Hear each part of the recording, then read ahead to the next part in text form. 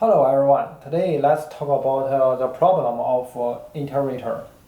So iterator is a concept in our programming language. In C++ and Java we have a lot of use of this kind of concept. So let's talk about this concept firstly. So what is iterator? Iterator basically, if you learn C++, you know that it is a pointer. Basically it is a pointer. It can have plus plus, that means to go forward, and minus minus, it go backward. So, but for the general idea is to do something for all of the data set. So in Java, we have iterator here. The iterator we need to implement this interface. So this iterator is an interface. So the iterator have two basic operations. The first is next. That means to return the next element. The other is has next. This function will return a Boolean value. If this value is equal to true, that means this iterator has next element, or otherwise it will return false. So in order to do this problem, let's give some description of this problem. We need to implement another function called pick. So what is pick? Pick is to get the other element without moving the pointer. For example, next we will go to next. But for pick, we will go to next. But the next time we call pick again, it will not move forward, but it will also return this value. So this is pick. But if we use next, we will go to here, and then we call it again, it go to here. So this is the difference of pick and next.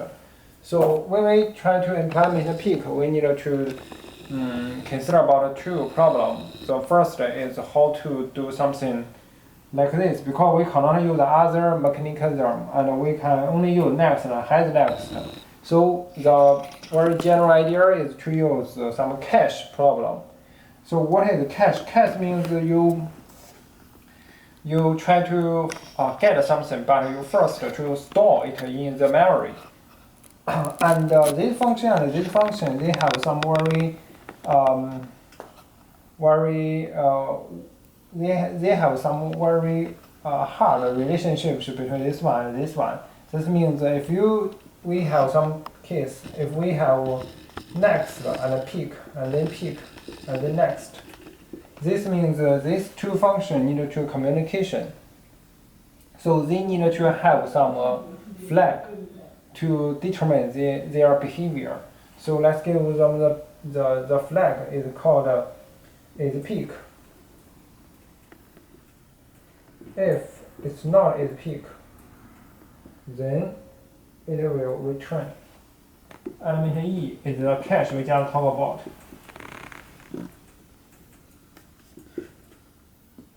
Next, and then is pick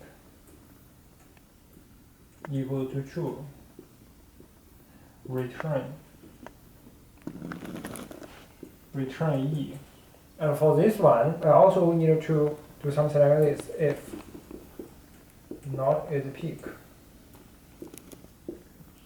E equal to it dot next is pick equal to false.